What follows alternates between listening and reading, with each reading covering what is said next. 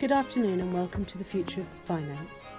Today we will discuss blockchain in the bond markets could be the Trojan virus that kills incumbents. I shall now pass you over to Dominic, Hobson and our panel. Thank you.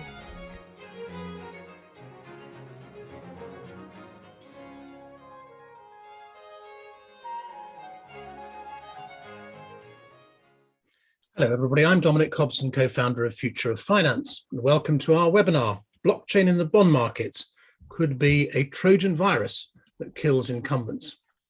About this time last year, we asked the question, whatever happened to blockchain in the bond markets? After all, bonds seem ideally suited to being issued, traded, settled, and safe kept in tokenized form on blockchain networks.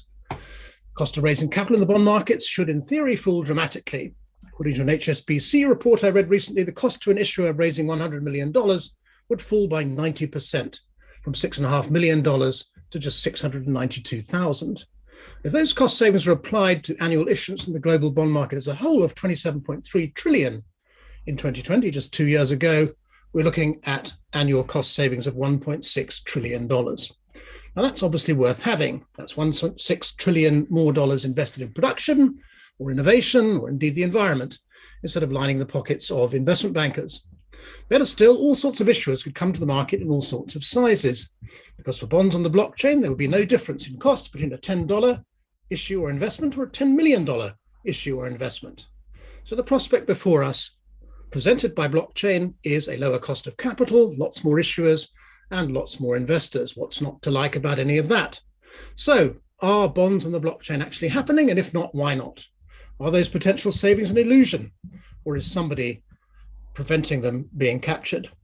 To help us answer these questions, I'm joined by 6 people who've not only been thinking about these questions for much longer than I have, but have actually been acting on them too. Charlie Berman is CEO and co-founder at Agora Digital Capital Markets, which provides a private permissioned blockchain network for all participants in the bond markets from pre-issuance to redemption, and which uses smart contracts to improve efficiency in the bond markets. Stefan Bosshard is product head fixed income at SIX Digital Exchange, the Swiss security token exchange, which recently co-listed a digital bond in conjunction with the traditional securities market infrastructure of its parent company SIX.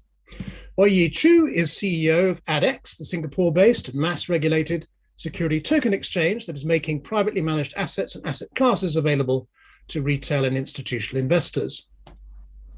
Monaco is sales director EMEA at Consensys, the Ethereum software company that focuses on building tools for developers and enterprises that aim to facilitate the migration to Web 3.0 across multiple markets, including all sorts of financial services and the bond markets. David Nicol is CEO of LedgerEdge, the London-based and the first FCA-regulated decentralized marketplace for corporate bonds. The LedgerEdge team have pioneered a new trading ecosystem, the digital markets that allows buy and sell side firms to trade these relatively illiquid assets without expensive information leakage. Raja Palaniappan is CEO and co-founder of Origin Markets, the 7-year-old firm which provides the primary market with collaboration, workflow, and analytical tools to make bond origination, documentation, and post-trade processes more efficient. In addition to our panelists, of course, we also have you, our audience. We want your questions, we want your comments. So do send them and keep sending them via the Q&A functionality at the bottom of the screen. We won't be saving them up to the end, but we'll address them as we go along. So you can be, if you choose to be, an integral part of this discussion right from the start.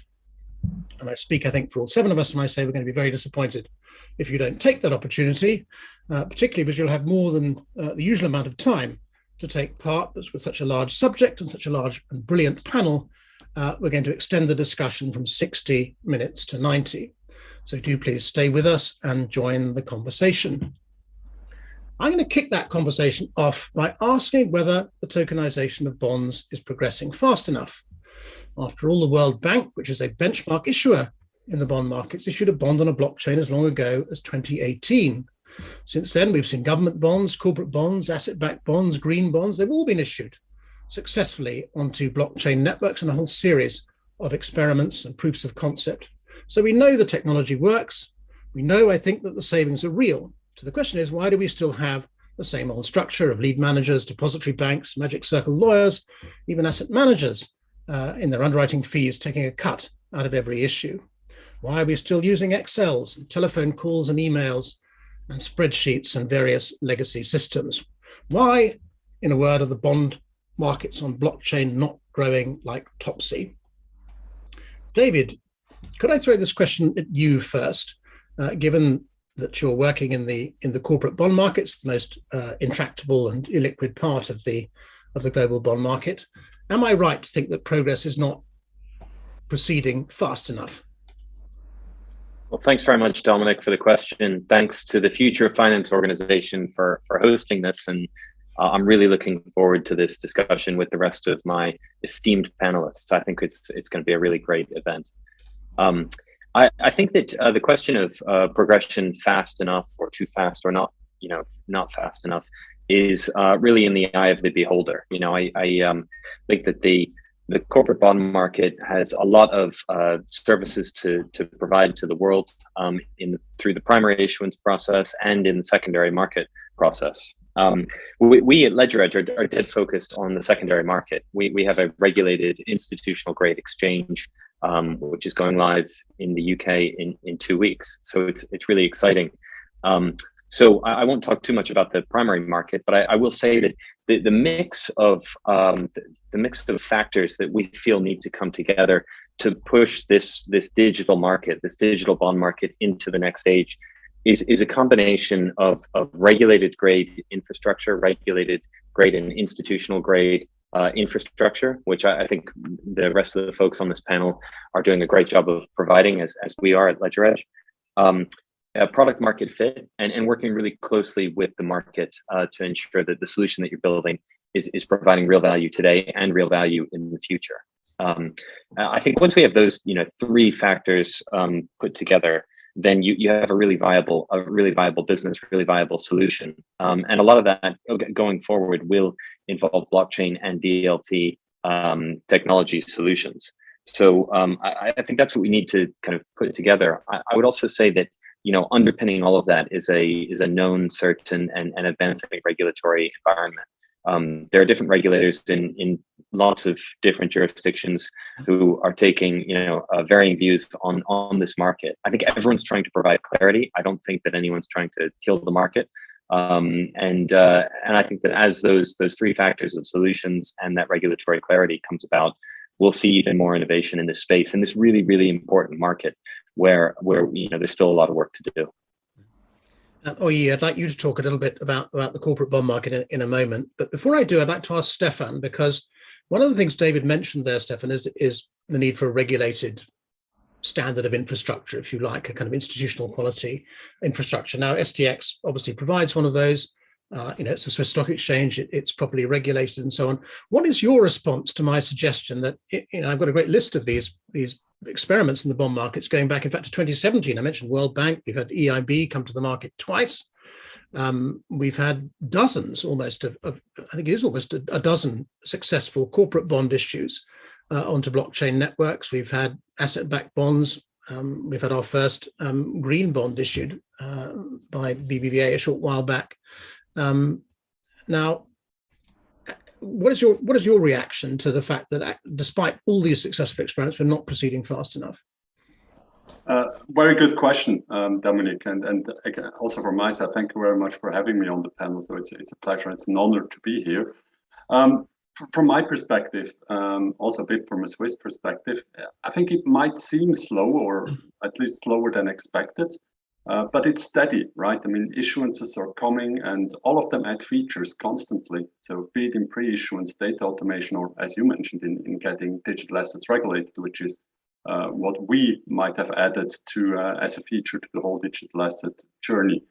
We haven't invented digital assets, we just put the regulatory wrapper around it as an exchange and a CSD. This is needed, I think, to improve usability and efficiency of digital bonds, which makes it harder not to go digital for the market participants with every issuance. I also think that keeping in mind that a bond issuance is always a very big project involving a huge number of actors, from issuers to syndicate banks to investors to infrastructure companies, etc., etc. And in order to make an issuance success, all players need to be comfortable. And we are not there yet, I would say. So at SDX, we were able to show that this works in Switzerland as a comparably small market. But internationally, there's much more parties left to be convinced, and I'm sure we can convince them in the coming years.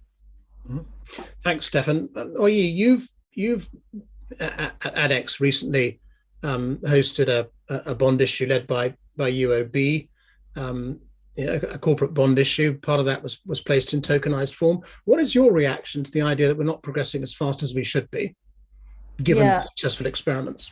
I think there are many factors, and Stefan touched on some of them. I would say that ADDX has now about 11 bonds that have transacted through our platform. A number of them are commercial paper bonds, sort of 3-month types.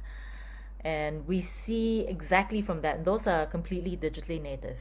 So from the documentation to the issuance to the distribution, all that end to end, completely native. And we exactly show what the benefits are. Now, when we try to do the bigger corporate bond, so UOB launched part of that portfolio, a part of the SemCorp bond on our platform. But today we just announced that UOB just priced a Singtel $100 million bond, just priced and placed and going to be launched on our platform to be listed and traded. In reality, through these processes, we realized there are many other stakeholders that have issues around synthesizing the tokenization to what is the traditional bond. In a simplistic way, the regulators in Singapore have said, the tokenized version should be the same as the underlying security, right? So we really ADDX was created off the back of that elegance. But what we also realized that when you come to corporate bonds, there's so many stakeholders, including the settlement piece or even just the documentation from the issuer. Where do we push digitization in a program document to be part of standard, right? That's one. Two, as I sort of observe, I think the regulators in different parts of the regulation, as well as the capital, for example, the definition of the capital for a bank to hold on to a bond, that's still not exactly defined, whether a tokenized bond is the equivalent of a bond. And so there are many, many stakeholders that are in different speeds of adoption. And the word tokenization obviously comes in different formats, whether it's a public chain, in our case, a private permission chain, and we're completely regulated by MAS, I think there's still question marks, and the world needs to get there before I think we can fully step on the pedal when it comes to size and adoption. Mm-hmm. Thanks, Oi-Yee. Charlie, you've heard Oi-Yee there mention another set of very successful experiments they've had on her exchange. Am I letting my neophilia and impatience get the better of me when I say, well, this is a $120 trillion global market. We've got 27 trillion of new issues in 2020. So it's a vast market, yet we're sort of still very much not just even the foothills, we're in the sort of molehills of changing that. And am I right to be disappointed, Charlie? Well, I think David or someone said earlier on, it depends what your starting point and for expectations is. We're talking about, well, everyone has a different number for how many tens of trillions the markets we're trying to act on are, but let's just say they're very, very, very big. And these very, very big markets have evolved over many decades, 50, 60 years, if one looks at the international bond market, goes back to Autostrada in the 60s, and the days of Sigmund Warburg. There is an awful lot of embedded architecture, both in terms of legacy infrastructures, and people know that. People know that the current systems very often run on, not just 30, 40, but 50-year-old technology. And I think there are very few people that say, that's great. That's just the way things should be. What a lot of people will say is, well, we know the architecture's old, but it sort of works and we get there, and it's incredibly expensive to overhaul it or change it. So maybe not now, maybe next year or whatever else. But let's see this. Let's wait a little bit longer, or let's see this proven. So the legacy architecture is a critical issue.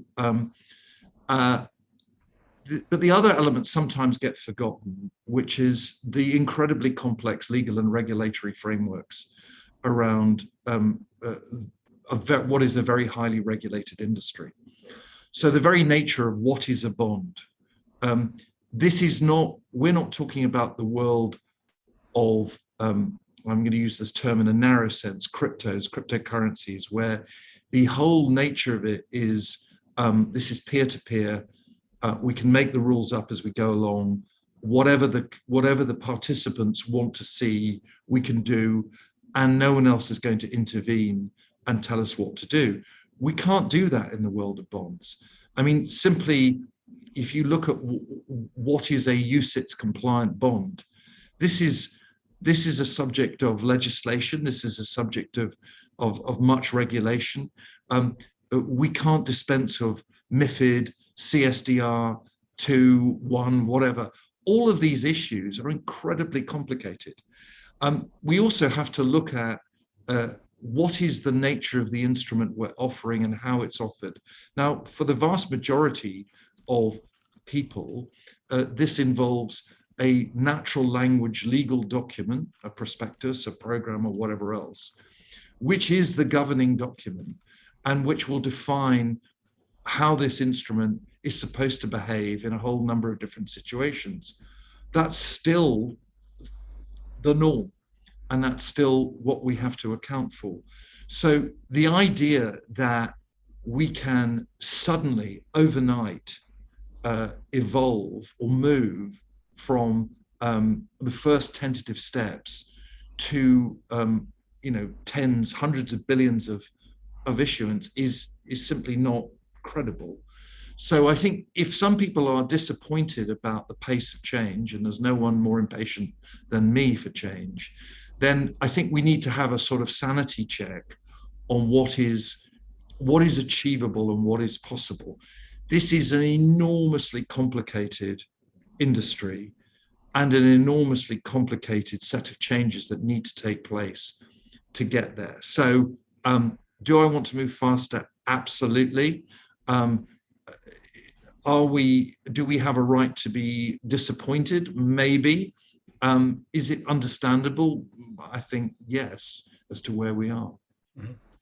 Thanks, Charlie. And I hope we'll come back to the regulatory point you raised a bit later, because it is an important one and maybe not as big an obstacle as we think. But Dominic, I would say I think it's a huge obstacle and one that people misunderestimate. So let's not think that's going to be waved away in a. We can go there now. We know these things are securities, and therefore they can be regulated as securities. Well, I challenge Dominic. Hmm? What things do we know as securities? Well, bonds. These bonds issued onto blockchain networks. What we're talking about, tokenized bonds. These will be regulated in common law jurisdictions like the UK and the United States. They will be treated as securities. We know that. We also know that the EIB went to France to issue that bond on a public blockchain because the French had passed a law saying they could do that and they could dispense with a CSD and a custodian at the same time. So I wonder whether regulation is a sort of excuse which people are using not to get engaged with the market. You just think I'm wrong? No, I just think I think some of those statements are a bit sweeping in terms of that it's all solved. Okay. I don't think that's the case. Right. Well, this is journalism. Raja, you've been very patient, as has Marco, who I'll come to in a minute. But tell me, Raja, what do you think is preventing the vast issuance and transaction volumes we need to get this market going? We've also had a comment on this from a member of the audience, which I'll come to in a minute. But Raja, tell us, where are the volumes going to come from and how soon? Good question. And I'll actually kind of back up Charlie on this point. I think regulation is a huge impediment. And I think it's not because the regulation is static per se, but it's the regulation combined with the existing market architecture, right? So there's, as Charlie pointed out, 60 years of market architecture that has organically developed, as the regulation of the international bond markets have developed over the past half century. So because it is a regulated industry, we have incumbent architecture that's very brittle, right? So even if the laws can change, the architecture is still there, reflecting the way things have been done in the past, right? And whether or not the laws can change and thus can change the architecture, it's important that we recognize that any change that is going to happen in our market is going to happen at a glacial pace compared to any other market, and it might never happen. And a lovely anecdote that I like to think about is the wonderful case of Uber, right? So it was a former Barclays CEO from the mid 2010s. He sort of left and he was like, oh my God, there's going to be the Uberization of banking and blah, blah, blah, blah, blah. If anyone still tries to use Uber today, especially in London, guess what? You can't get a cab and it costs the same as a black cab, because Uber wasn't a tech play. Uber was regulatory arbitrage. They decided to try and arb away the employment cost of their drivers and class them as contractors. Yes, they had a smartphone app, yeah, and GPS, cool. But it was really regulatory arbitrage. And they sort of broke the law and then asked for forgiveness later. And now we've come full circle. And 10 years later, the regulator said, no, you know what, we've looked at it, and all of your drivers are employees, and you owe them holiday and benefits and pensions and everything. And thus, their business model is now the same as a black cab operator. And how do we know, Raja, that to take your Uber analogy, that the regulators were not in the pay of the incumbents? For example, I heard Charlie say that the incumbent banks in the bond markets say it's terribly expensive to change their existing legacy technologies, but it's also massively expensive for the issuers. You heard those figures I took from an HSBC report, the 90% of those costs could go away. But hang on. And those 90% costs are the income of those incumbents. No. But that report, I read it. Honestly, it's bullshit. So that 90% figure, so they take the example of $100 million issuance. And they say the costs associated with that are $6.4 million. So that means that if we were drawing up the term sheet, the borrower would be borrowing 100 million and their net proceeds would be 93.5 million, right? That does not happen in real life. In real life, especially, I'm not operating in the high yield project finance part of the world. Our customers are supranational sovereigns agencies, AAA, AA, single A borrowers. They issue prices par. Sorry, the issue price is par. The all-in issue price is 99.60, right? So the cost is not $6.5 million for that type of issuance. It's probably 60 to 100K today. So yes, we fully believe that there is cost benefits to digitization, and whether that digitization is workflow digitization that we do, or kind of a more overhauling digitalization, involving DLT. Yes, there are going to be cost benefits, but that sort of figure in that case study is grossly overestimated. If it was that much, you would have seen adoption much, much faster. And like a final point that I will say is, I think, and this is a little bit more self-serving, the problems in the capital markets are essentially twofold, and both of those problems many times get conflated. And there is a digitization problem, the digitization of workflow, and then there is the question about digitalization of assets, right? And I'm going to use another analogy, right? So if you think about online banking or electronic banking, or the way that we interact with our banks, right? The capital markets are at the equivalent of the stage where you used to have to go to your bank branch to make a deposit or make a withdrawal. That's where the capital markets are. Nobody has the equivalent of a mobile banking app or online banking. So it's still manual in that you literally go to the bank branch to make the withdrawal or deposit. So you have to solve that problem first. You have to get to the point where every participant has an application on their phone, on their desktop, whatever, and they get comfortable with the online banking experience. Once they have that, whether or not they're withdrawing or depositing pound sterling or Bitcoin, that's like the next leap, right? But you first have to get to the point where everyone has an application, right? And the capital markets are still back at stage one, where everything is over the phone and telephones and emails and everything, right? So I think when we think about, okay, well, what are the benefits that can accrue when technology is introduced to fixed income? It's important to separate out, well, what are the benefits that come from just giving everyone an application, like a digital entry point?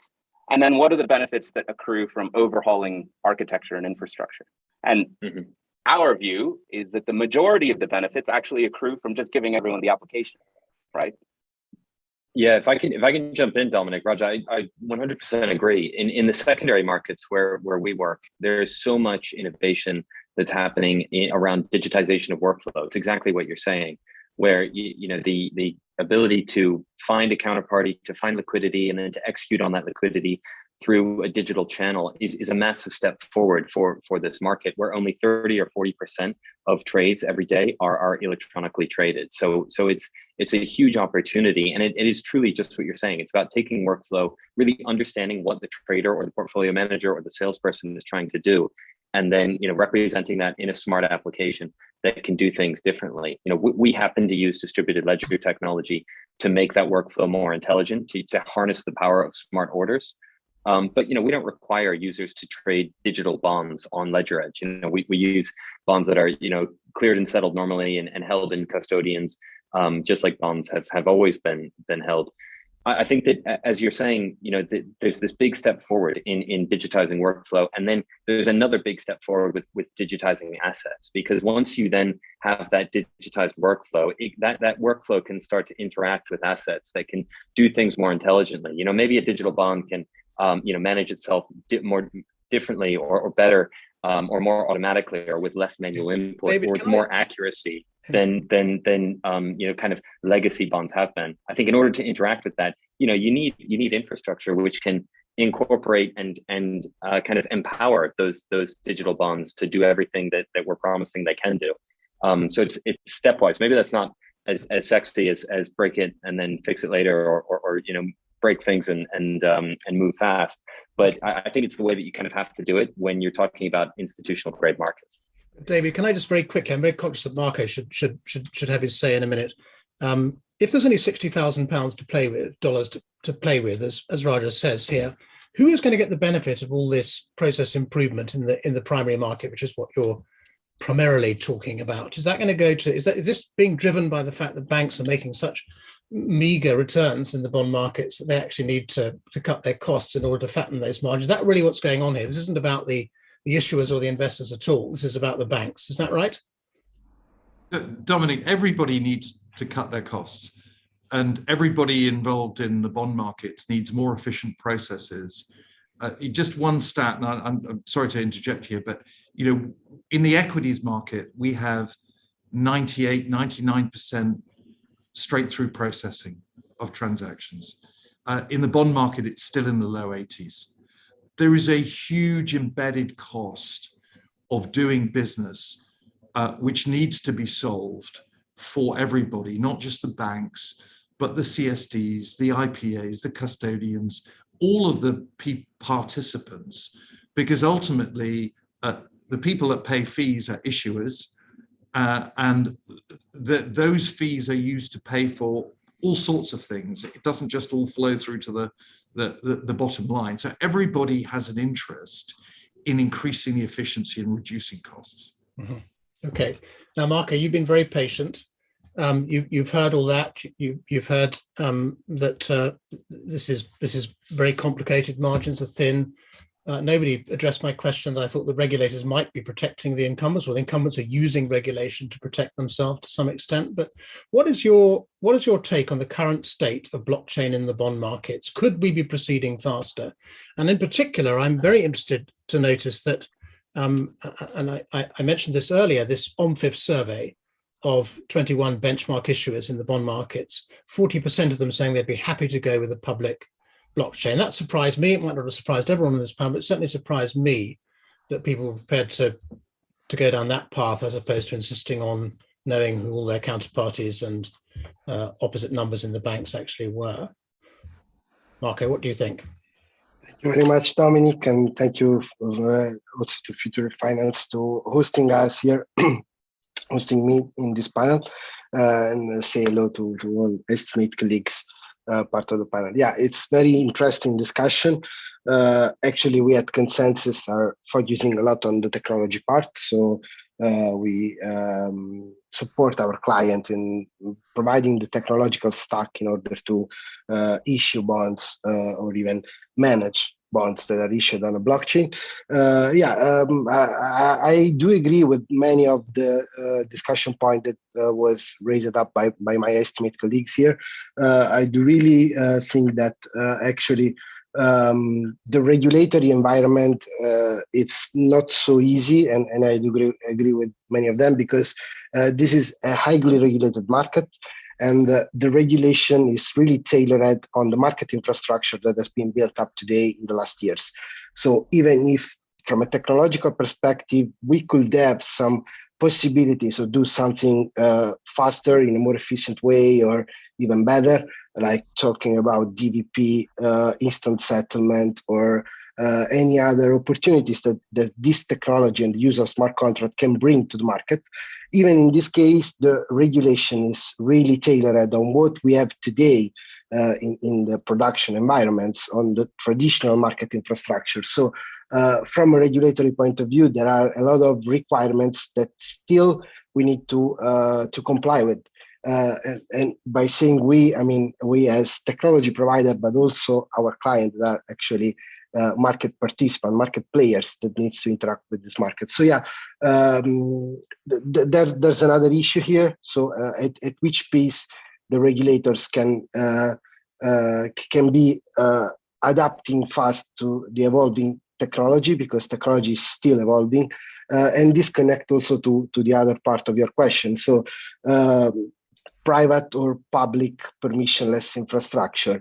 Well, we see from the evolution of protocols that we have today that these two environments are converging more and more. We already saw some issuance on permissionless environment, as you said, and it really depends on the regulatory environment itself. That's the reason why the bond that was issued on permissionless environment was issued by under France regulation, and that's because how the French regulator envisaged it and identified the scope of the security token in that environment. But again, I mean, on permissionless environment, we are seeing a lot of improvement, and I'm talking about rollups or scaling solution that allow you to increase privacy, but also increase throughput, and can actually allow you to rely on Ledger in a very private and secure way. That it's actually the proposition of having a permissioned and controlled infrastructure. So we are really converging. We are really seeing a convergence between these two different approaches, and also with the maturity of some permissionless infrastructure, we see more and more a higher level of confidence from market participant to rely on that. If I may actually just add a few observations. ADDX is a platform that does multi-asset. So I do actually have the front row seat to watch different types of products evolve. So we have private funds, etc., but we also have bonds, as I mentioned. And what I'm observing is that if we are creating a platform for individuals and retail, or what we call accredited investors, the adoption and the velocity, it's much higher. So let's say private equity funds or private REITs that are being sort of distributed down and traded on our platform to individual investors. Actually, the thinking process and the adoption is very, very fast. But if we're talking about traditional bonds, and anytime you have to talk to an asset manager or a bank, or what I call the incumbent bond infrastructure, the speed of which that executes suddenly screeches to a halt. So my only conclusion is that there is an incumbency infrastructure. It's not just the regulator, it's also the traditional asset managers. And within that framework of banks and asset managers, you're talking about risk and ops and just the whole construct of suddenly adopting a completely new technology and taking away the traditional need for, the central dealing desk that goes through Euroclear, does it with Clearstream. All of a sudden you're saying, let's do it on blockchain. I think it will still take a lot of time for change and adoption. Oi-Yee, just on that point, if I understand what you're doing correctly, for example, the private equity, the hedge funds, the real estate funds, which are listing on ADDX, one of the things you're doing for them by tokenizing them is making the ticket sizes much smaller. So instead of having to invest $250,000, you can invest $20,000 or $10,000 or $5,000. That brings in retail investors, presumably through wealth managers and private banks. So these remain accredited investors. Are you saying that if the traditional bonds also sought to appeal more directly to retail customers, if you like, through the same method, that they would take, that tokenization would proceed faster, or not? No, well, I mean, there's a different dynamic there, right? A high-grade bond is unlikely unless you have leverage, and we don't provide leverage. Unlikely to be that popular with our individual investors for now. I'm saying it's the speed of the adoption. An individual, when they come onto our platform, right? They're already comfortable with our platform. So it's yes, buy this product or that product. An asset manager, if you called them today and said, hey, ADDX, we've got a few corporate bonds, we have commercial paper, these are really good traditional blue chip issuers. Would you like some?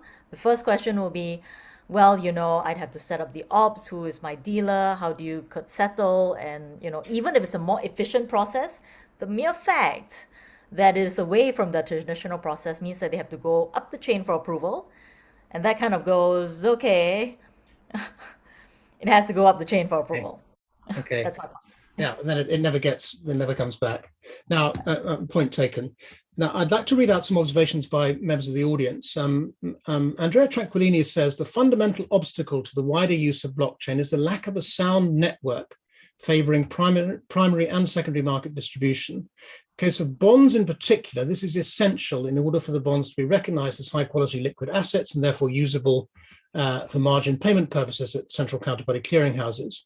Unless a blockchain environment succeeds in establishing this, the lack of a secondary market will be an inhibitor for the widespread use of blockchain. Now, associated with that, Ralph Kubli has an idea as to how to create that successful secondary market on blockchain. He says, I would challenge the notion that bonds are complicated. When they're reduced to the definitions of cash flows in algorithmic form, they're actually very simple.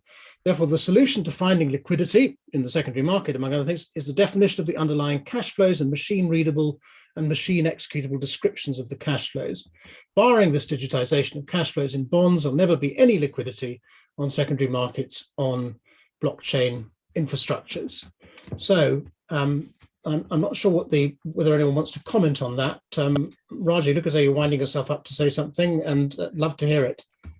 Yeah, no, sure. And I say this, most of the time at Origin, I sort of spend my time defending the fact that I wasn't involved in the primary markets in my past life. I was rather a secondary markets trader who's kind of masquerading as an originator. But having been a secondary markets trader, I feel capable of answering this question.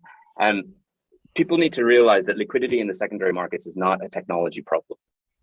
And having a clearer representation of cash flows is not going to make technology magically appear where it isn't today. The problem of liquidity in the secondary markets in fixed income is twofold. One, as I think most people recognize, a corporate issuer who has one line of stock can have hundreds of line items of bonds, right? So if I want to buy and sell Apple stock, which I love to do, it's one line of stock. So everyone's buying that single equity ticker, whereas Apple already has, 20, 30 bonds out there. An SSA issuer can have hundreds of line items. So that liquidity is kind of fragmented. Secondly, because of that,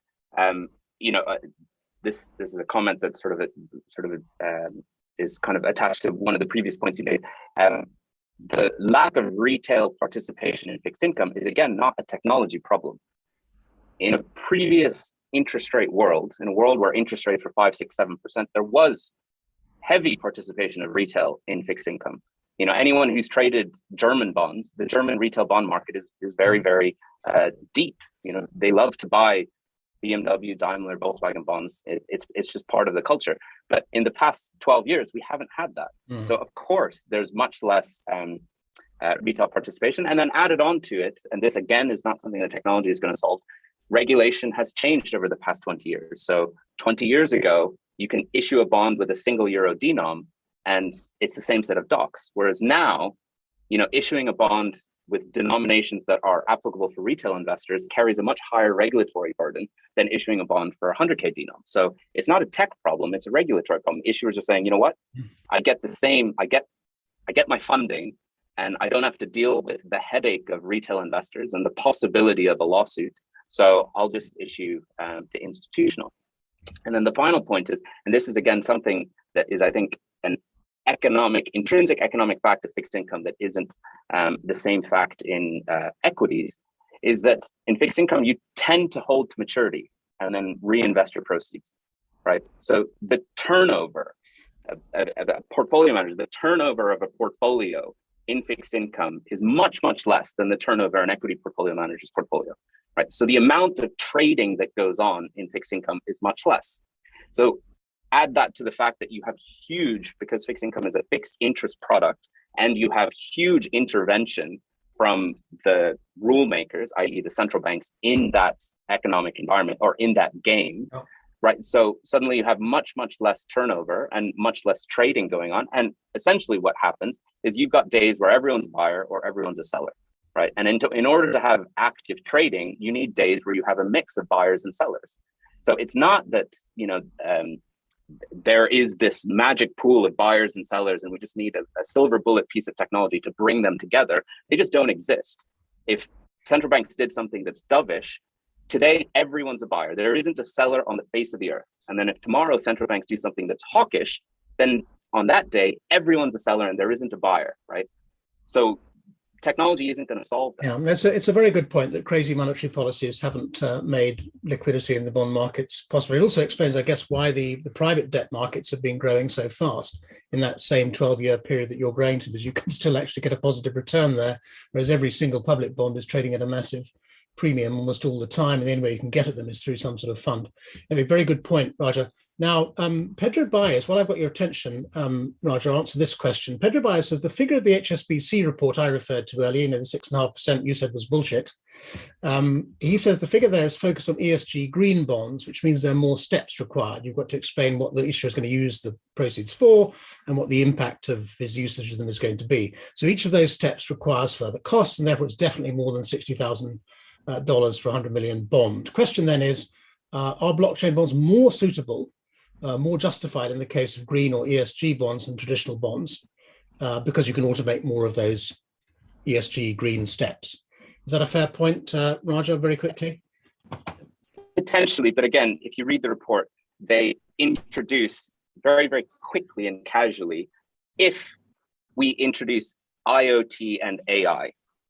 So if, a car company is issuing a green bond and there are tiny little sensors everywhere in all of their factories that are in real time streaming, their energy usage of their factory, that then gets consolidated into like this wonderful application that gets consolidated into a use of proceeds updates for every interest period. And, that's easier if you have these IoT sensors everywhere rather than having an auditor manually going to the factory and checking the energy usage.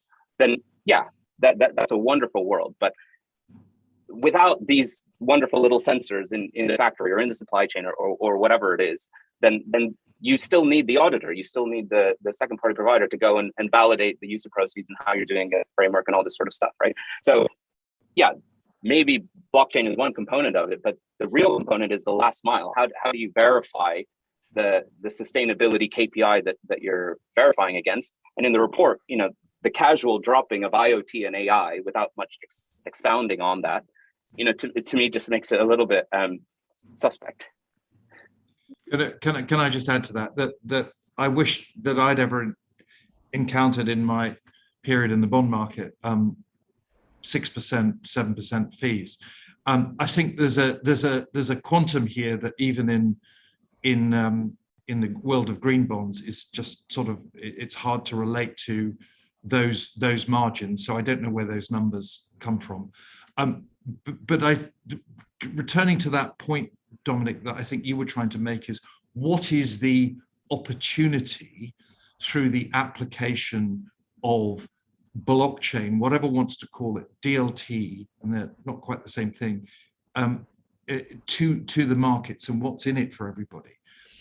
We currently have a world, and to Raja's point, we need to distinguish between the creation of a digital asset, which Oi-Yee is already doing out in Asia, and people are trying to do here, and there have been some successful experiments with that, and the application of technology to improving workflows. The two things go hand in hand, and in the world in which I operate, they very much go hand in hand, which is the reason why we are a DLT-based business.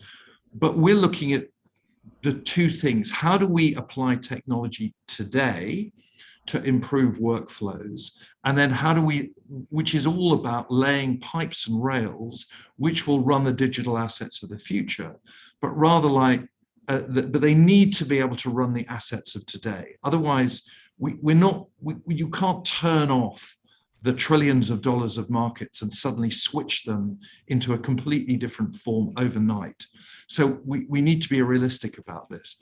But the embedded cost that all matters of, all forms of DLT and blockchain can address is, we have hundreds of thousands, if not millions of people employed in financial services who spend their days emailing each other with PDFs and Word documents and other forms of attachment, reconciling information which sits within different data silos. And this embedded costs, billions every year. And there are various reports we can point to which try and come up with a figure as to what that is. So at the starting point, in terms of applying this to existing markets, we need to address those issues about how do we do those things better. Now, Raj's business is trying to do that. My business is trying to do that in a slightly different way. And we all have the goal of preventing or getting rid of a lot of that unnecessary reconciliation and checking. And I note one of the questions that came up is that bonds are very simple objects. And I agree with that. Anything that is a formula is much better achieved or performed by a machine than it is by a person. And I think a lot of what we're doing is about that. What does digitizing workflow mean? It means extracting that data and the logic to interpret that data and letting a machine do it rather than people.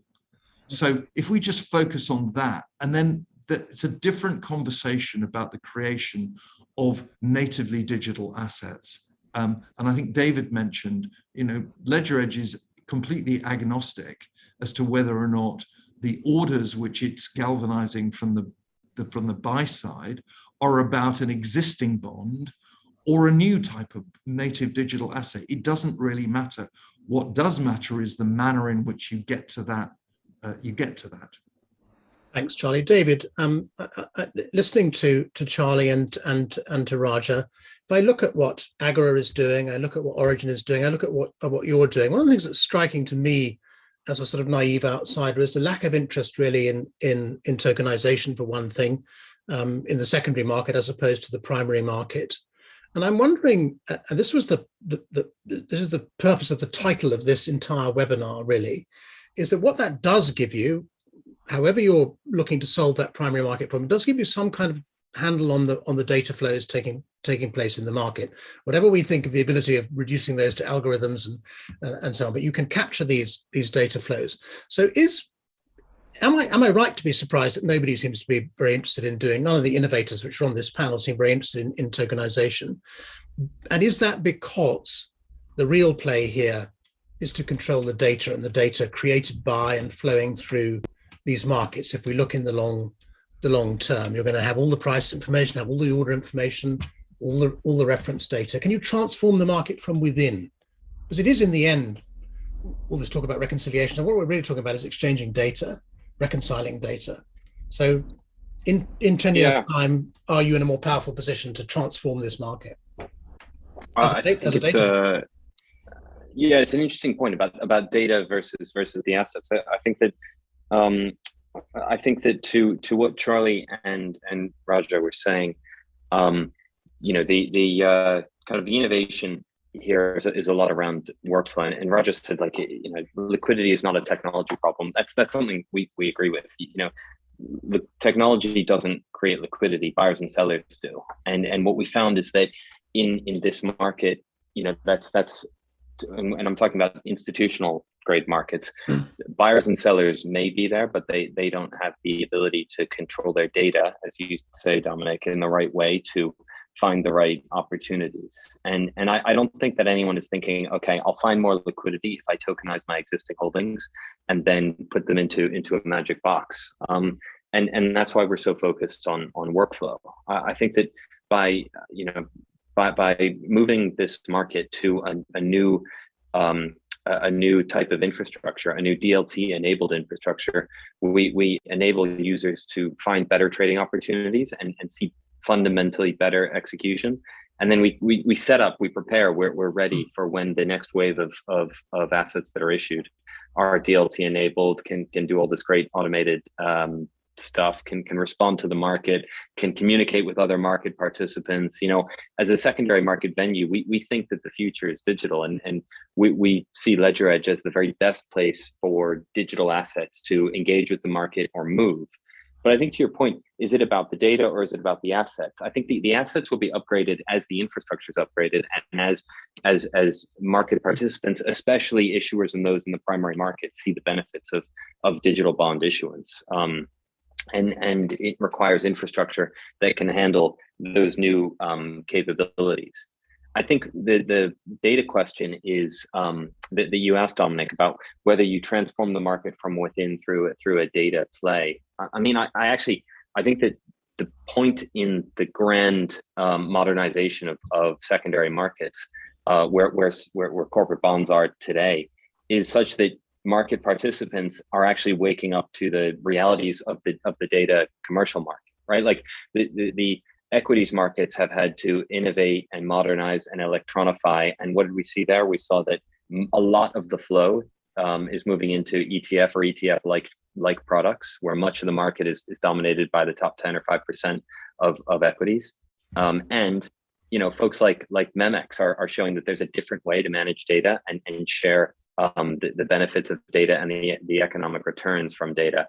I think that corporate bonds are doing that all at once. What we're seeing from customers now is they want ETF-like products, they want parametric trading, they want high-level orders, they want portfolio trading, and they want to own and control their own data. And so it's actually, I think that, to your question, in 10 years, how will the market be different, and will it be a data play?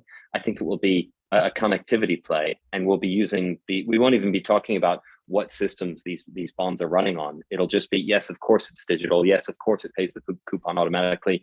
Yes, of course the coupon updates with sustainability linked goals. Thanks, David. Now, Stefan, I'd like to ask, you may want to comment on that, but I'd also like to ask you two very big questions here. One is this tokenization question. Is there a tokenization opportunity here which is being ignored? And if so, is it in the pre-trade space? Should we be tokenizing term sheets, for example? Is it in the primary market, the actual issuance process? Is it in the secondary market? It's about tokenized bonds being traded on blockchain networks. Is it maybe in post-trade? In other words, smart contracts pay coupons. Is it all of those things? That's my first question to you. My second question to you is, listening to Raja and to Charlie and to David, they've made the point very articulately that a big part of the problem here is these siloed work streams, these inefficient ways the various parties and participants interact with each other. This is all about making that process more efficient, cutting the cost of doing that. And then the benefits of that can be shared between issuers, investors, and indeed intermediaries. But is there actually scope to disintermediate somebody here? I don't know whether it's the custodian or the paying agent or the underwriting bank. I don't know who it is, but those are my two questions. Where's the tokenization play? And is there a disintermediation opportunity here, which we're all pretending isn't there? Well, very good questions. Thanks, Dominic. And also, indeed, I'd like to comment on the points just made. And I 100% agree. I mean, that the workflow digitization, or bringing the workflow on the ledger and bringing the assets on the ledger, that has to go hand in hand and will go hand in hand. And the way we approach it is, I mean, we on our platform have digital native bonds, and there needs to be workflow supported by the ledger around it. But we also allow them to be traded wherever you want to trade them. And there's other exchanges just allowing them to be traded digitally. You can trade them down the pub OTC if you want to. That's no problem at all. You can trade them traditionally, but it's a digital bond. You can only unlock the benefits, though, if you're actually using a digital venue to actually trade them there. And also the other way around. I mean, we can bring traditional assets to a digital exchange and give them some of the benefits of digital trading or digital transactioning, although not all of them if they're not native digital, obviously. But to your questions, where I do see the opportunities or the benefits of tokenization, and you mentioned some very good areas, pre-trade, absolutely. I mean, I think the ultimate goal of bringing the currently physical and sometimes very heavy prospectus into code that can bring huge efficiency gains. And that's what Roger, for example, mentioned. That I 100% agree with that. So just imagine we could include the prospectus into the asset itself and automate governance, corporate actions and everything, which is then actually what we as a regulated CSD are planning to do via smart contracts and make the bond in a way self-living and self-paying. So that's actually the way to go, and that's where I see the benefits. Primary markets, absolutely, very good example, especially as this would allow issuers to receive the money faster. That isn't a huge problem, admittedly, in Switzerland, but I heard internationally that is one of the issues that issuers are facing. Secondary market, well, being a regulated exchange, not surprisingly, I 100% support that we see a huge opportunity there with the DLT, especially if you're running the depository on the ledger, as we do, and let the trading when you communicate with the ledger. So that, in fact, you're allowing trading with atomic swap, which means instant settlement. So as a trading party, you will have no settlement risk at all, which means you're allowed to trade with any counterparty you like, even if you haven't onboarded them. And that's different to how you do it today. So you don't need credit lines here, for example. And this is a big change, especially as central counterparties still are not used in fixed income usually. Well, there are markets where central counterparties are used, Switzerland being one of them, but getting rid of the settlement risk of the counterparty risk through atomic swap, that's what I see as the big benefit that DLT offers. Post-trading, obviously, being also regulated CSD, 100% agree. That also goes into the pre-trade section, right? I mean, if you're automating the prospectus, the more legal documents which can be put into code, the more efficiency we will see in asset servicing. So absolutely agree on this one.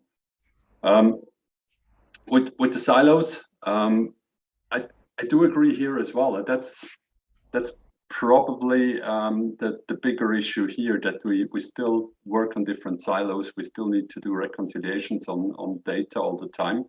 And there, I think, again, I'm convinced for the moment and for the coming years, this is an efficiency play. And with breaking up the silos, with having a ledger, which is immutable, which is the golden source of data, that allows all the players to act more efficiently, have lower costs, and that helps everyone. Do you think, you didn't address my question about disintermediation. I mean, is this the elephant in the room? Or are these people that are going to be interacting with each other more efficiently all needed? I personally think that in the coming years, all the intermediaries, they will still be needed. I mean, there's a certain stickiness in the market that's, well, you can argue some of the investors are conservative, or they have their own rules, they have their investment guidelines, and they're also bound by regulation to do certain activities and some not. And therefore, they rely on the players which are today in the market. And that's also, I think there are two very good examples in Switzerland where platforms, very innovative and very interesting platforms, try to disintermediate the syndicate banks in the issuance process of bonds. And they have both failed. And the reason why they failed, despite generating lower costs for all the involved parties, was there was nobody to moderate the book building process. It was a very clever algorithm. It worked perfectly, but there was nobody moderating it, which means that the pricing in the end resulted in a way that the issuers weren't happy about it. So they went back to the old way of doing things just because it worked in the past. So I personally think that there will be a time where disintermediation will work, where we will have less intermediaries. But I think we need a lot of time, we need a lot of changes in the rules, regulators thinking about it until we get there. People prefer a human to an algorithm setting the price. Well, I'm not sure if they prefer. It's just, if there is nobody moderating, it's just nobody setting the rules in a way, and it could go in either direction. As moderator of this webinar, I'd be very happy to give way to an algorithm. One can be designed, so let me know. Oi-Yee, can we just, the comments coming in are somewhat behind where we are, but I still think they're quite interesting. Jill Rain has pointed out that we were talking earlier about the fact that getting a positive yield on a bond in the developed market is almost impossible due to the crazy monetary policies. She points out that in emerging markets, there are still plenty of positive yields on bonds, and refers to South Africa. You know, a government bond there yields 10%. Inflation is down at 6%, so it's even a real positive real yield.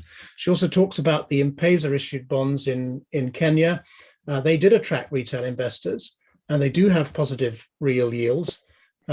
So it's a kind of all about the efficiency with which you can buy and sell those. And I think you would agree with me, Oi-Yee, if we can get retail investors involved in these markets, and maybe tokenization is a way to do that, it could help them to grow more quickly. And just before I leave the topic, Anthony Woolley has also made a point related to this, where he says that Raja referred to the priority to put an app in the hands of investors to invest in bonds electronically. M-Pesa, to some extent, has managed to do that.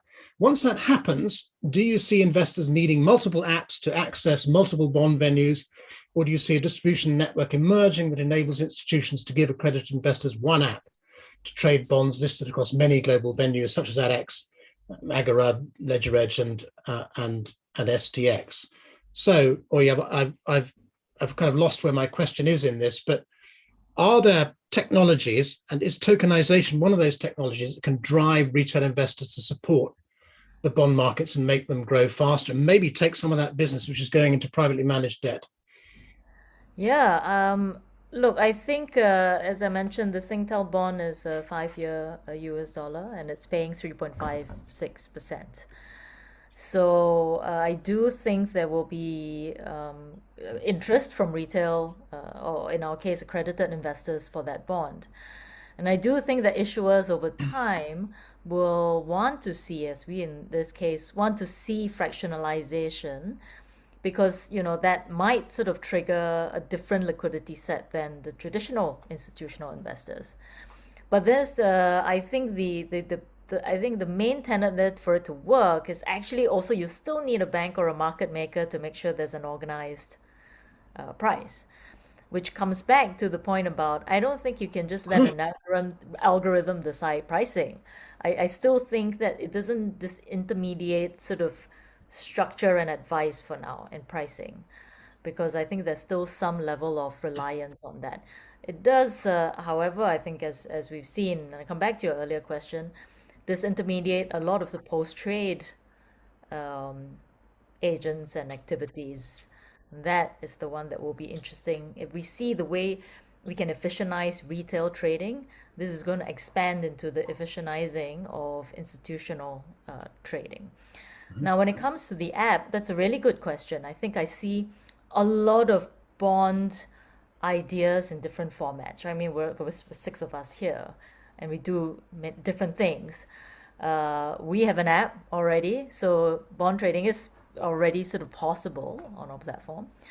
But the idea is that at some point this will synthesize to, I suspect, a smaller number. I think it will depend on jurisdiction as well, whether the app or the cross-border regulations will allow or not allow. And I think that's a different conversation for the 5 other of us. Now, whatever happens here, the entire $120 trillion global bond market isn't going to switch to blockchains or tokenization overnight. So whether or not tokenization happens, let's assume it does, there will be a long and slow transition, and the old traditional market will exist alongside the new tokenized market. Now, these markets are going to need to interoperate. And an attendee has asked an interesting question in this respect, said if the market players are settling on interoperable blockchains, which they would need to do, as well as with analog markets as well, with tokens that are transferable across those chains, and indeed even old-fashioned bonds are going to have to be transferable as well, across from analog to blockchain. Anyway, interoperability is the question here. Is there not an opportunity here to disintermediate SWIFT, which is the main source, if you like, of interoperability, certainly in post-trade in the bond markets of today? Maybe Marco, maybe you've got some thoughts on this. We will have to have had some because of what you're trying to do at Ethereum. Yeah, yeah, that's very in line with what I was talking before about permissionless or permissioned infrastructure. Yeah, I think that the question can be seen twofold. So there's the SWIFT network operator where SWIFT messages go through, and there's the SWIFT messages standard. The aim to remove the SWIFT messages standard, it's really difficult because, as we said before, the infrastructure is built 60 years ago and is still running. So the ambition to remove the SWIFT messaging standard, it's maybe too high and too ahead in the future because it needs a great restructure of all the infrastructure on banks and market participants. The possibility to not use the SWIFT network is something that can be brought by tokenization. And that's true because once I have a token on a blockchain, I can automate workflows as all the other panelists were saying before. I can use the technology to automate workflows. I can even put IoT and AI to improve the things. But when it comes to operate on a token that is issuing the token, transfer the token, or triggering function like post-trading activities, then it comes to interacting with one or multiple blockchain at the end of the day. So this cannot involve also the SWIFT network.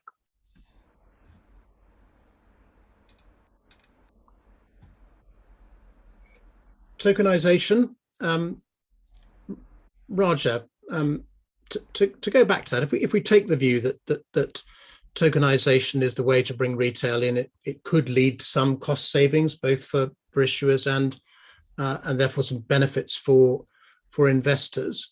There is presumably a reason why you're not excited about tokenization, and what might that reason be?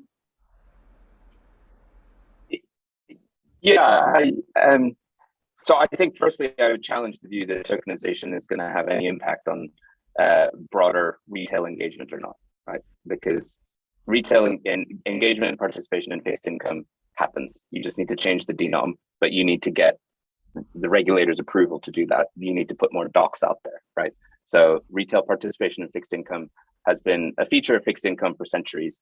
The reason it's not a feature of today's world is because of regulation and macroeconomics, right? So that's kind of step number one. I sort of read through Anthony's question around the app.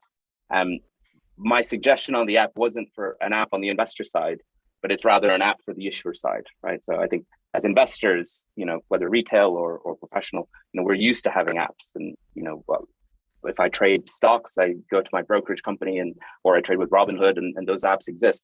But interestingly, on the investor side, in order to kind of make the user experience easy, the window through which investors access the capital markets is through aggregators, is through brokers, is through kind of wealth managers, asset managers, and then ultimately custodians, or pooled products such as mutual funds or ETFs, and then custodians, right? So the reason, to your question, why we're not like, the most evangelical that tokenization is going to disintermediate all of the existing participants and players in the market is that those players exist for reasons that are not just due to the lack of a tech solution, right? So a custodian is there to, as an individual investor, I look to a broker and then the custodian where my investments might sit to give me access globally, right? So today, if you think, you asked a question about sort of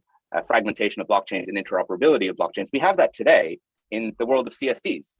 In the international bond market, we have Euroclear and Clearstream, but there are domestic CSDs, and obviously the EU with Target 2 is trying to ensure that within the EU, any security that's in one CSD is accessible by another CSD.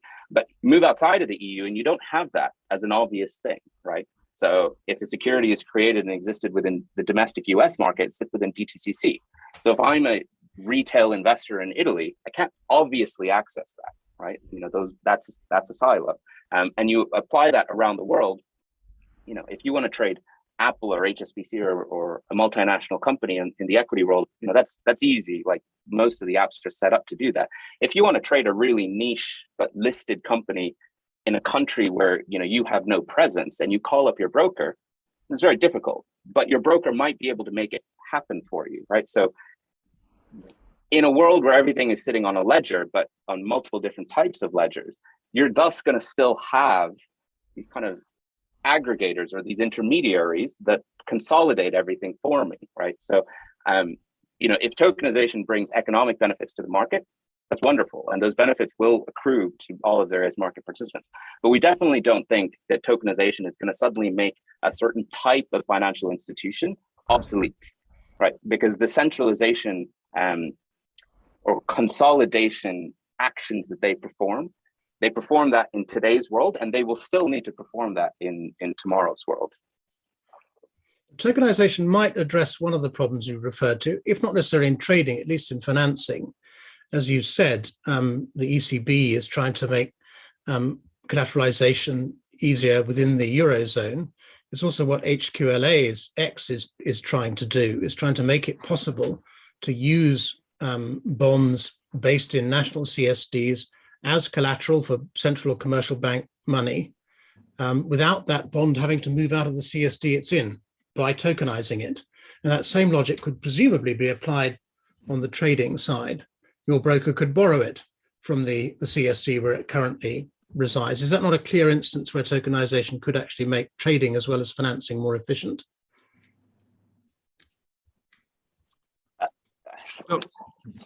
I think the trading problem is more of an access problem, right? It's not a what HQLX are solving is that they're solving a cost problem with repo, right? So if you have a fixed number of participants who are involved in the repo market, and you sort of rip out the old way of doing things and introduce a new way of doing things, it's much faster, and within the margins of the repo world, that makes a meaningful difference. But for the wider distribution of bonds around the world, tokenization isn't really going to make an impact. You either have access to it or you don't, right? Charlie. Dominic. So can I pick up on a couple of points? You asked earlier about disintermediation and why isn't anybody being disintermediated? And I think we've sort of covered that in a number of ways. One of which is that the roles of all of these participants have evolved over a very long period of time, and they're all there for a reason. Roger's just spoken about custodians. We know what CSDs do. It's extremely hard to sweep away those roles with a black box. And it's very hard for relationship reasons, for regulatory reasons, for legal reasons to do that. I think, in my view, disintermediation will be a self-imposed process. It will be those people who do not change, do not improve their internal processes, will self-select themselves for disintermediation. And I sometimes think that the way in, and this is not a personal remark, it's just that you use the phrase tokenization, it has a loaded element to it in what you're saying, which is that there are tokenizers who are outsiders and libertarians and freeform and Bitcoin, and they're opposed to the established world and the incumbents. And I don't think that is actually the reality of what we're dealing with. If you look at some of the incumbents, they're amongst the most radical tokenizers or the ones who are wanting to tokenize. And what can I give you some examples of that? And I'd say the central banks. Look at what the central banks are doing in terms of exploring central bank digital currencies. They are tokenizing, they're looking to how they can tokenize their cash. And everybody, they're all working on it. Some are very public. The Banque de France has famously performed an incredibly important leg in that first EIB digital bond. But it's not just them. If you look at what some of the CSDs have announced, look at what Deutsche Börse have announced with D7, which is a radical transformation of the way that they're doing it. And I believe the other CSDs in the other international CSDs are in a similar position. So there is an awful lot of work going on. Look at the people investing in HQALX.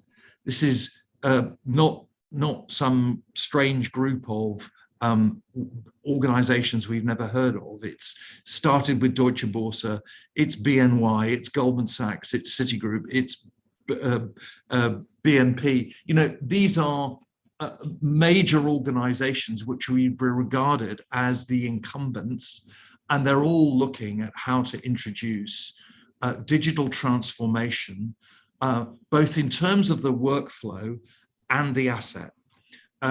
Somebody mentioned, I think it was Stefan was talking earlier on about some of the benefits.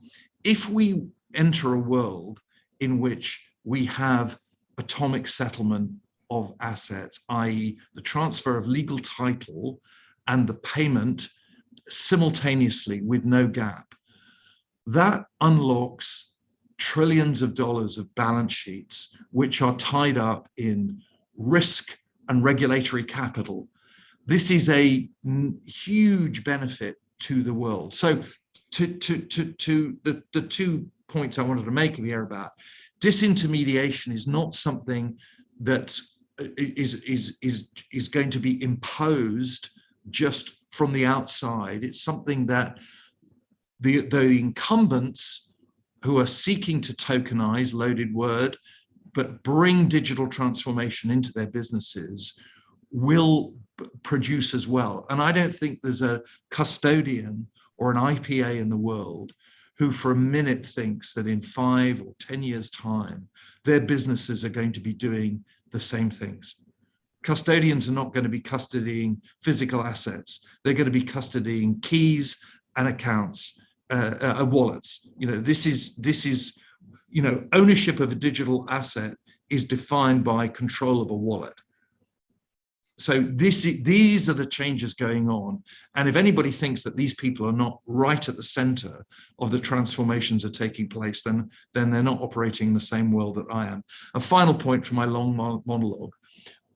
This public-private blockchain thing is a slightly jaundiced thing. The world has got to have interoperating networks. And whether you're on the public or the private side of that, they're all looking for ways there are bridges between those. And no more importantly than in David's business in LedgerEdge, you cannot trap pools of liquidity in one one chain and not allow liquidity to transfer. So I think, you know, I think the public versus private debate is a little bit redundant, other than my final point, whether it's a public blockchain or a private one, you have to have control. You have to be able to manage KYC and AML.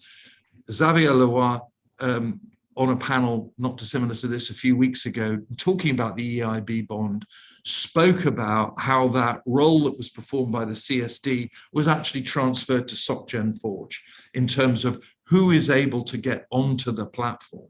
So the idea of these highly regulated securities, whether they're digital or the existing world, being able to flow between investors without some checks and balances, sanctions, KYC, AML, someone's got to perform those checks. Sorry.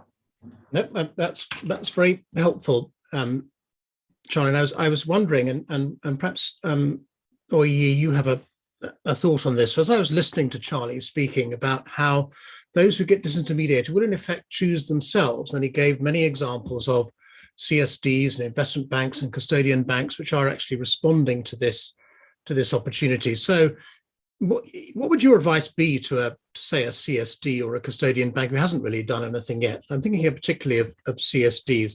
Do they have some kind of duty, some kind of responsibility to help bring this new market environment into being?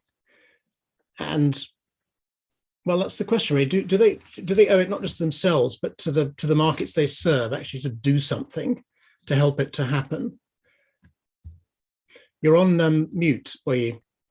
Well, I mean, we see that at the moment with traditional banks, right, around the banking side, the arranging side, the syndication side, where, you know, they are very keen. You know, there's always a question about buy, build, partner. And a lot of institutions are already in that thought process, buy, build, or partner. We haven't personally not seen the CSD and other custodian conversations, but we're seeing it at the banking level. And I think it's a matter of time before the incumbents all have to think about the adoption or working with us, or, you know, how does the ecosystem change? And they still play a very big role, right? I mean, at the end of the day, they control the relationships with all the asset managers and the largest investors in the world. And it's actually on them to start transforming or moving towards digitization and blockchain. So I think it will happen. But personally, it's not happening with us at that conversation level. It's happening now more at the banking level and the distribution level. Yeah. And if I could just jump in, Dominic, but since you specifically mentioned CSDs, I mean, I do have to mention that Clearstream Deutsche Börse Group is, one of the shareholders of Origin. So, we can at least talk to them as an institution, and they're not just a shareholder of ours; they're a shareholder of HQLAX. And Charlie mentioned the D7 project that they're doing internally, and clearly, obviously, their peers in the CSD market are doing things. So I think it would be, it would be an uncharacteristic or incorrect characterization to suggest that CSDs aren't actively looking at this. In fact, there's 150 CSDs in the world. That's all I'm thinking. Clearstream is one, and there's 149 other ones which are possibly not doing as much. Potentially, though I would say that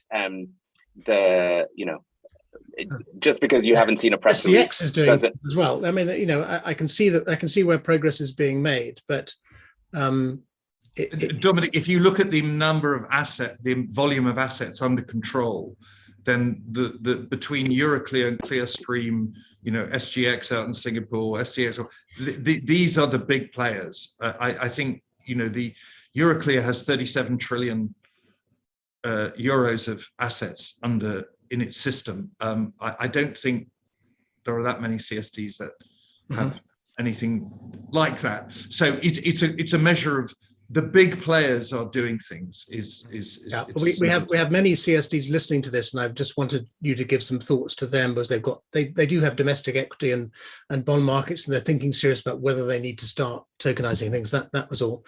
Now we're into our last 5 minutes or so it might be we've had a very robust discussion, I think.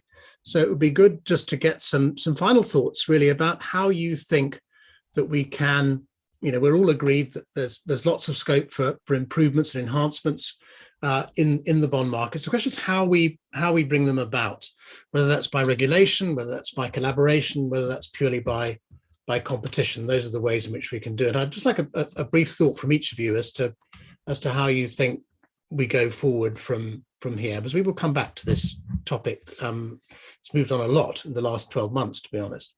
So perhaps, Marco, I could come to you first. If we're looking to transform how bonds are issued, traded, settled, safe kept, do we need to collaborate, to compete? Or do we need to ask the regulator to do something?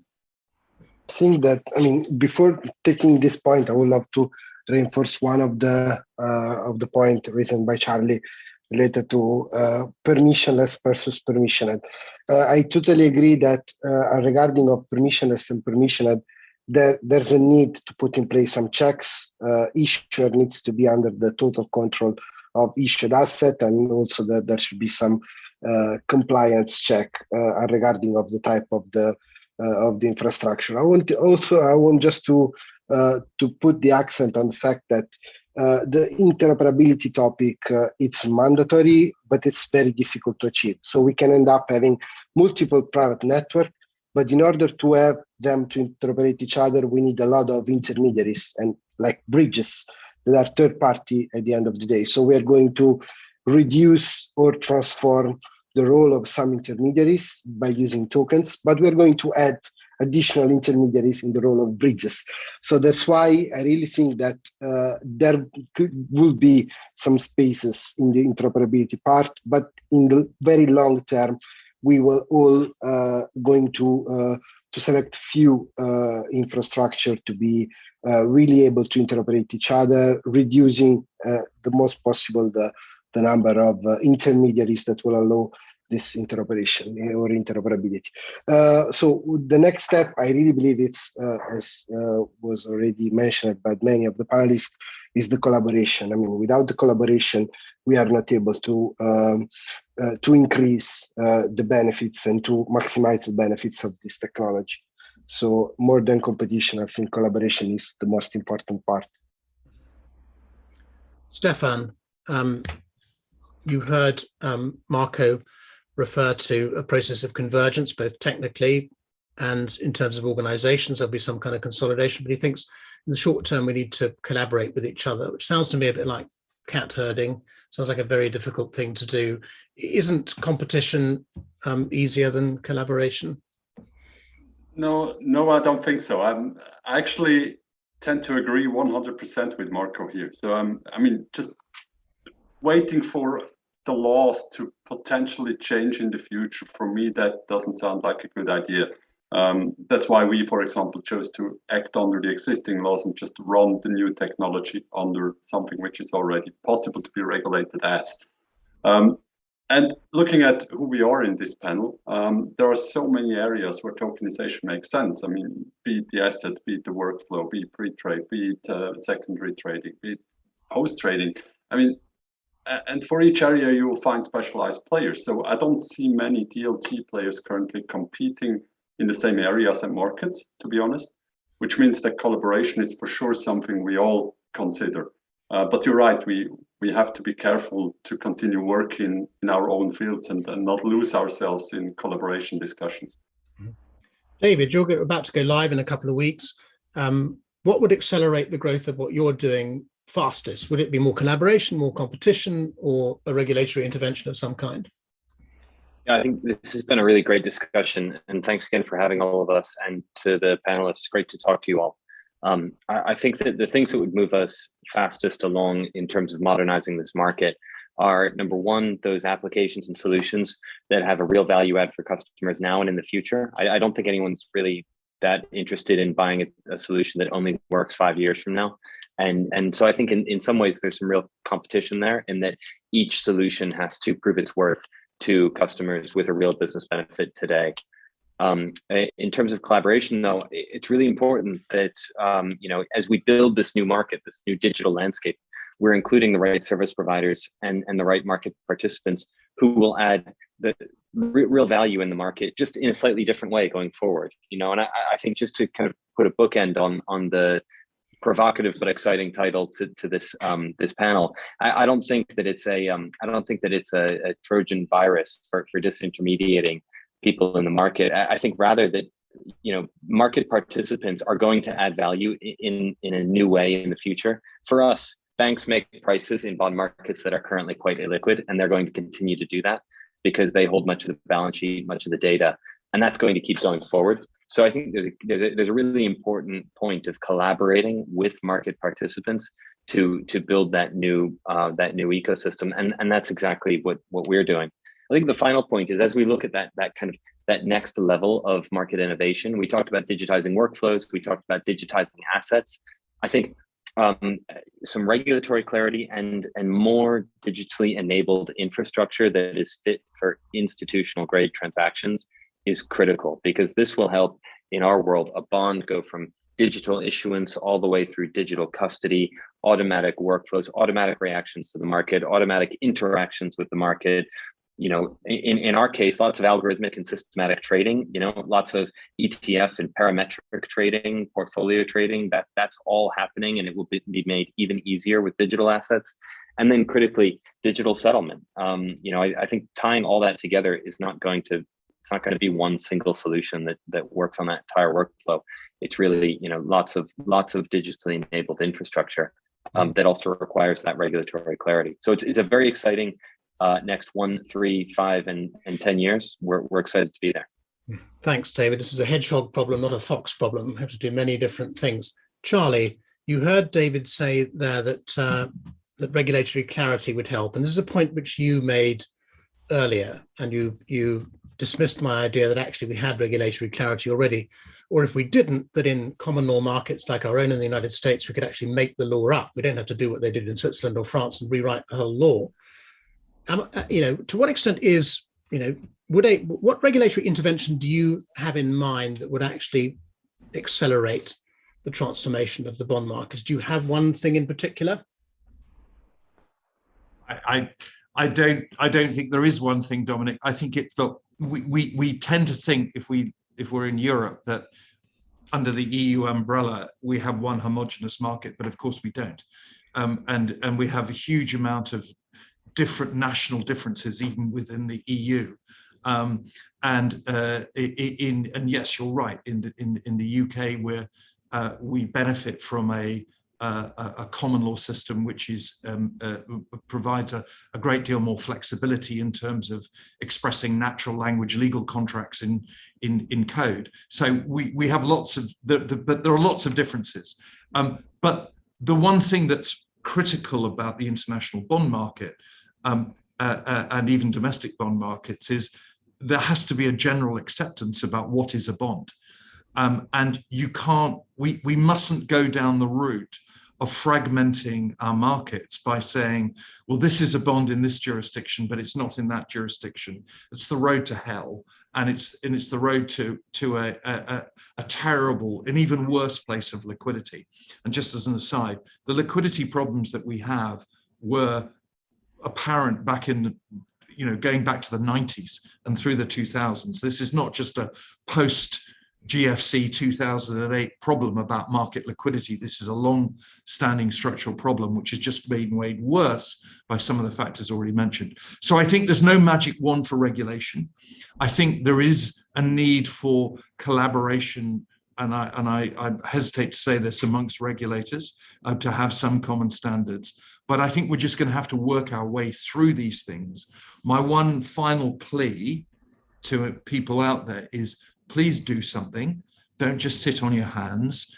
Don't wait for everyone else to do it and then see. This isn't VHS and Betamax for those old enough to know what that is. there isn't going to be a single winner out of this. There isn't going to be one chain. There isn't going to be one origination platform.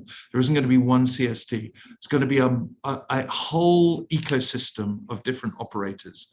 So just sitting there and waiting and saying, I'll let the World Bank and EIB do all the work and then I'll fall. And equally, the banks, please do something about your onboarding.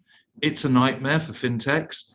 It shouldn't take as long as it does to adopt new technologies and go through 400-line Excel spreadsheets with information security questionnaires. This is dark ages stuff, and I can see all my fellow panelists smiling as they know the pain of this. So no magic wand for regulation, and banks, please make onboarding easier.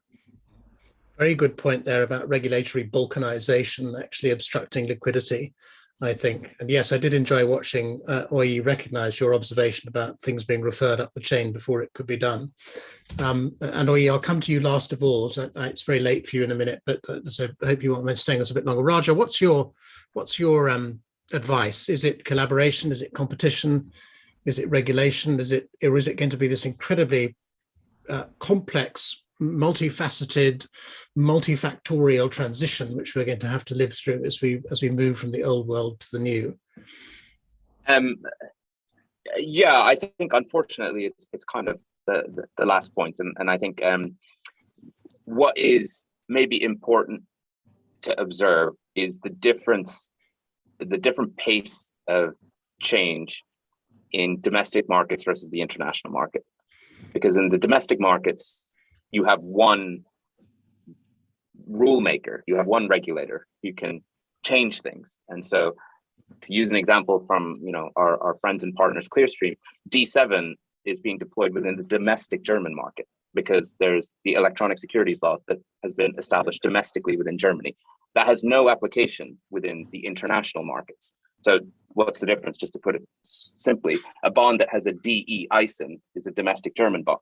So things can change faster because that's a localized market and there's a local number of players and they can change. The international market, where the ISINs start with XS, there is no rule maker. It's like the UN. There's no authority. It's just a group of institutions who have come together 60 years ago to kind of create a market.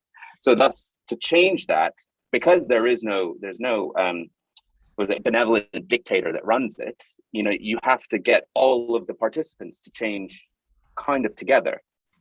So what does that mean? What should people be doing? I think one, people need to recognize the landscape and have realistic assumptions as to the pace of change. And then secondly, whether you're an issuer, a dealer, a CSD, a startup, a tech team within an incumbent financial institution, the most important thing you can do is to not make your project contingent on progress outside of your institution. If you're waiting for a regulator to do something, or a bank or a CSD to do something, or you're waiting for something outside of your institution, outside of your control, your business is probably going to run out of cash and you're going to go bust, or your initiative is probably going to run out of funding and you're going to be looking for a job. Like that is the blunt truth. So you have to find sort of the problems that can be solved today and the value that you can create today and value that can be accrued to your efforts today. And step by step, as the days turn into weeks and the weeks turn into months, months to years and the years into decades, we will slowly see this market change. But if you skip the steps and you sort of are trying to shoot for a world in 5 years' time where there is some magic regulation and everyone has agreed on some infrastructure, if you skip the steps, you are going to be disappointed that those things that your project was contingent on didn't materialize. Thank you. Well, the same point that David made, actually, create value now as a way of making progress. You're always moving forward. Oi-Yee, the last word from you, and thank you for staying up so late. Now, looking at Singapore from Europe, you appear to be doing things, getting things done. You appear to have a very dynamic, very disciplined, but imaginative regulator, and things are actually happening. Is it all an illusion, or is the Singapore experience got something very important to say to what's happening in Europe and the United States?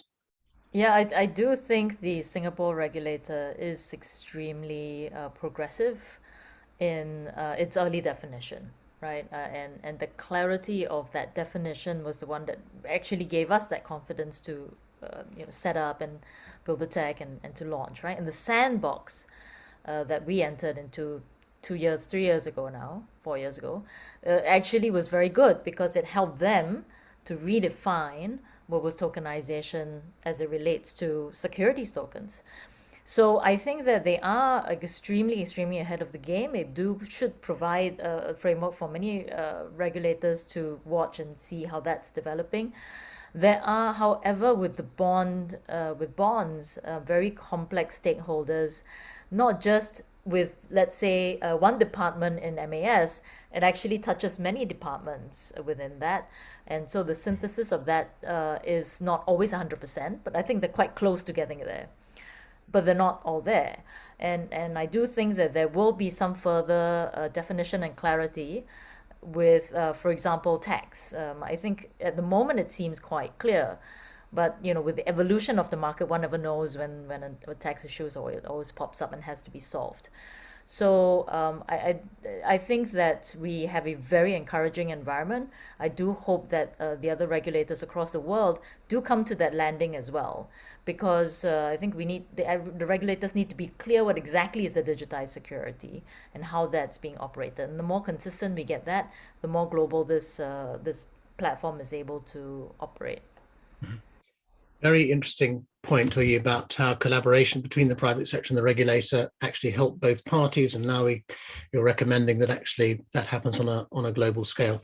I think we must stop there. We have run over even our extended time. I'd like to thank our panelists very much for an incredibly rich, robust and fruitful discussion. Charlie Berman from Agora, Stefan Bosshard from SDX, Oi-Yee Choo from ADDX in Singapore, Monaco from Consensys, David Nicol from LedgerEdge, and Raja Palaniappan from Origin. Thank you all. I'd like to thank the audience also for their very interesting and seminal questions and comments. Here at Future of Finance, our next webinar is Monday, the 16th of May. In it, we're going to be discussing tokenization all over again. This time, something which came up in our discussion today, its impact on central securities depositories and what, if anything, your average central securities depository should do about it. But with that, I'd like to say goodbye. I hope many of you will join us on the 16th of May. But for now, it's goodbye